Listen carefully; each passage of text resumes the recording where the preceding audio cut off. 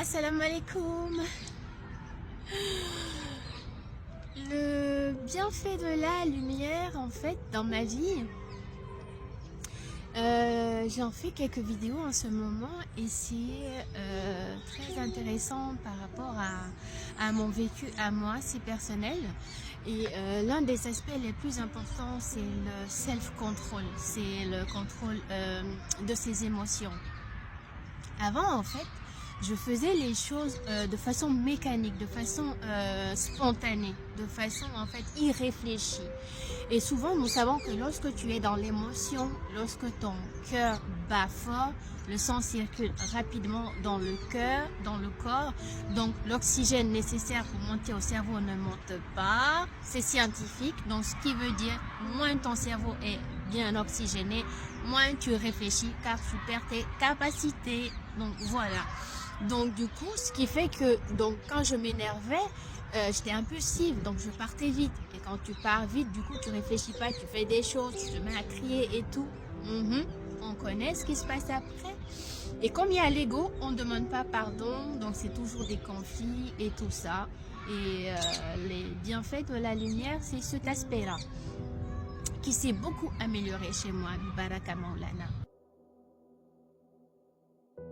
Alhamdulillah Rabbil Alamin.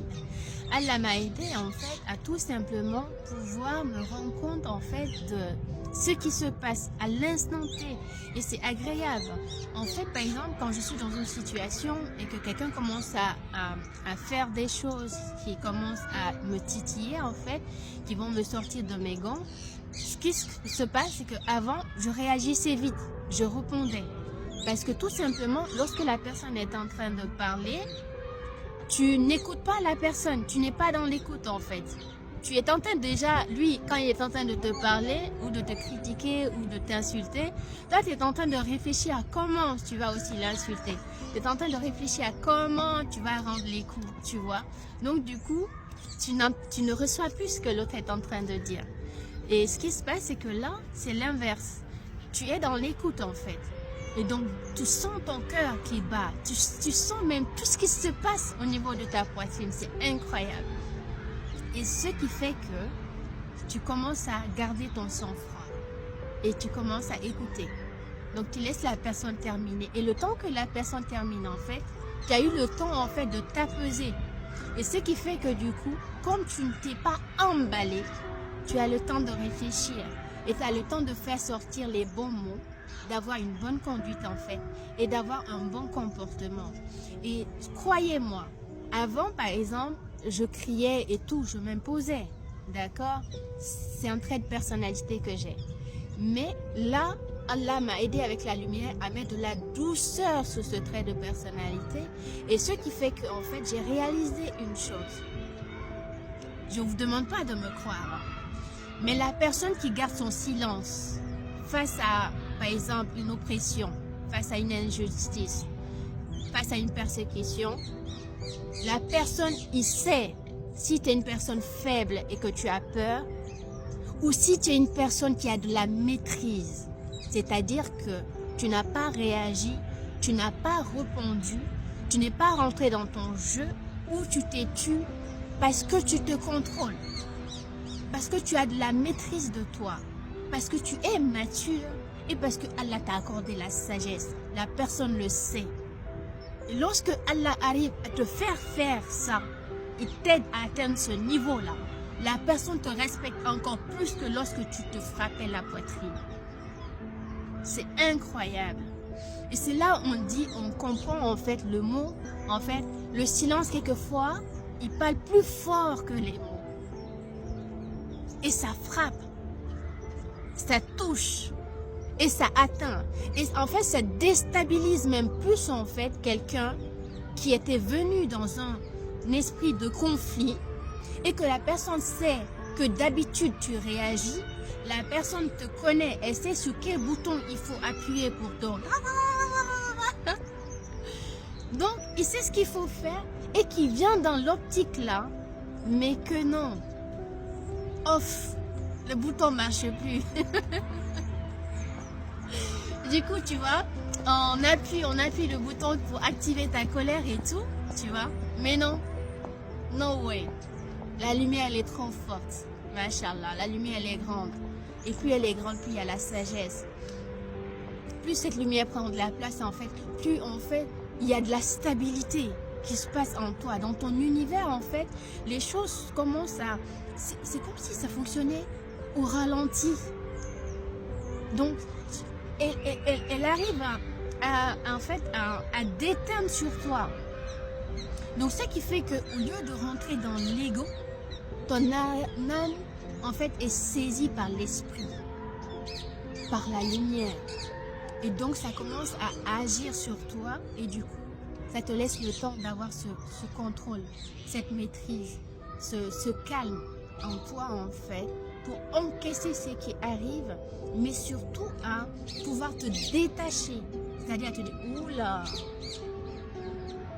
je suis trop bien dans cette énergie-là, je suis trop bien là ce matin, et j'ai pas envie de perdre cet état-là. Donc, je vais préserver mon humeur. Donc, ça passe, ça glisse, ça rentre pas. Alors que d'habitude, on a envie de rentrer et ça ouvre des portes. Shaitan, il en profite. Tu gardes ta stabilité et du coup, par la baraka de cette lumière, en plus de ça, mieux en fait. Tu as de l'amour pour l'autre. Subhanallah. C'est ta pitié de l'autre. Tu te dis, waouh. Si tu connais bien la personne, tu te dis, oh, peut-être elle a eu des problèmes de couple. Elle n'a pas bien dormi, son enfant a pleuré toute la nuit, elle est malade, elle n'a pas eu ça, elle n'a pas eu ça. Parce que tu commences à comprendre en fait que les gens agissent dans la colère parce qu'il y a une souffrance derrière. Et cette lumière m'a fait comprendre en fait, c'est pas justifier la méchanceté, hein, mais les gens les plus méchants sont les gens qui sont plus en souffrance dans leur cœur. C'est-à-dire, c'est les gens qui sont plus opprimés par eux-mêmes. C'est les gens qui manquent beaucoup d'amour dans leur vie. Et dès qu'ils reçoivent cet amour, mais de façon sincère, pas hypocrisie, mais tu leur donnes vraiment de l'amour, de la considération, subhanallah, c'est les expériences que j'ai vécues. Tu vois ces gens-là changer. Et tu découvres des qualités chez eux et tu te dis, subhanallah, en fait, c'est quelqu'un qui manquait tout simplement d'amour. C'est quelqu'un qui était mal compris. C'était quelqu'un, en fait, qui était en souffrance. Et qui attendait tout simplement quelqu'un qui pouvait, en fait, lui prendre dans les bras, en quelque sorte. Et tu vois la personne se décomposer. Décomposer total. Tu vois même la personne pleurer et tout. Tu te dis, ah, en fait, c'était juste une carapace. C'était une carapace, en fait. Tu vois, et du coup, ça m'amène à chaque fois que je vois les gens qui viennent par méchanceté, par crier ou chercher des problèmes, des petits broutilles, partir en vrille et tout, cette lumière me calme moi et je cherche à ce que par la grâce là, que cette lumière s'étale et puisse toucher, atteindre aussi son cœur et le calmer. Donc on essaie de donner de l'amour à ce moment-là, à comprendre la personne et tout. Et elle se dit quel est le nom d'Allah, ce moment qui se manifeste chez lui. Et qu'est-ce que ce nom-là veut m'apprendre. Et qu'est-ce que cette personne, à ce moment-là, a besoin.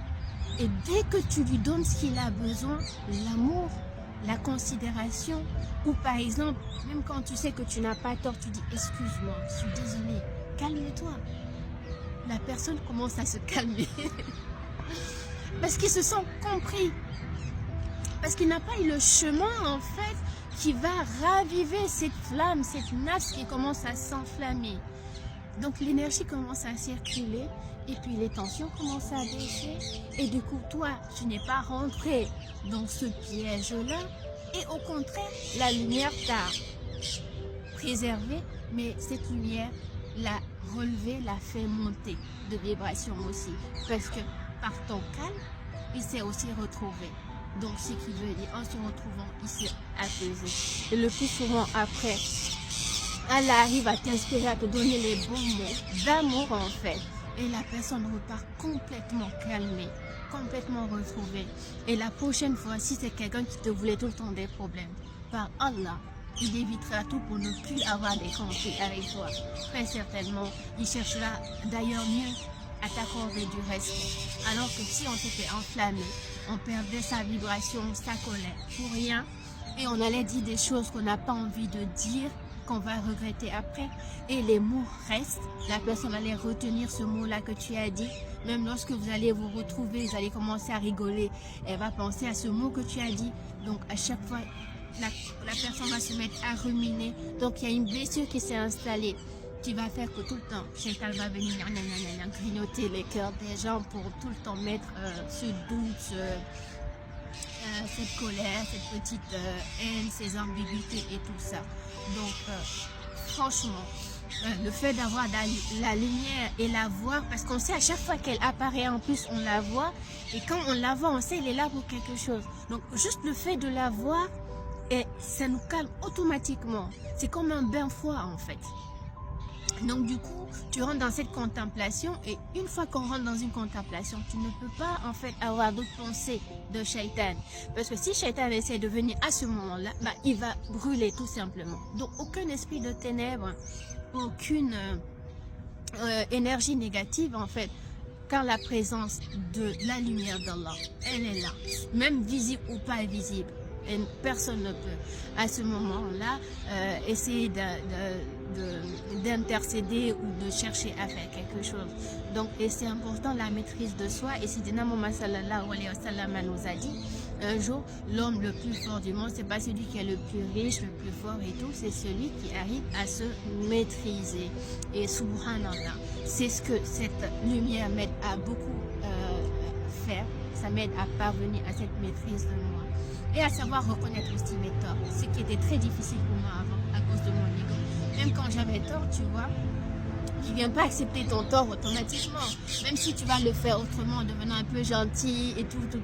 Mais venir dire, ah oui, j'ai eu tort sur ce coup-là, je suis désolée, je te demande pardon, c'était très difficile pour moi, très honnêtement. C'est quelque chose que je ne pouvais pas faire. Et maintenant, j'arrive à le faire facilement, en fait. Parce que tout simplement, tu te rends compte que le bon musulman, en fait, la bonne personne, c'est celui qui admet ses torts. C'est une qualité, en fait. C'est une grandeur. Et plus tu arrives à le faire, plus, en fait, Allah élève ton âme. Parce que, en fait, tu t'es rabaissé en faisant cela, tout simplement en te disant que c'est Allah seul qui a la perfection et que nous sommes que des gens en fait qui sont là pour apprendre quelque chose. Pour apprendre, il faut d'abord accepter ses défauts, ses torts, ses faiblesses et se remettre à Allah et de savoir que c'est le seul qui décide.